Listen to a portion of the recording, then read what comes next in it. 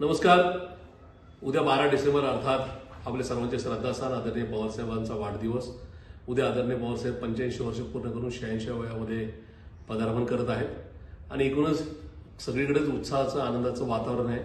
याच पार्श्वभूमीवर राष्ट्रवादी काँग्रेस पार्टी शरदचंद्रजी पवार पक्षाच्या वैद्यकीय सेलने अर्थात डॉक्टर सेलने संबंध राज्यभर रक्तदान शिबिर आयोजित केलेली आहेत.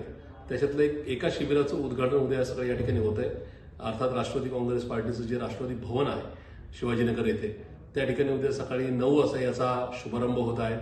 या कार्यक्रमामध्ये ज्येष्ठ पत्रकार आणि संपादक राहिलेले मान्य अरुणजी खोरे यांच्या हस्ते उद्घाटन होईल.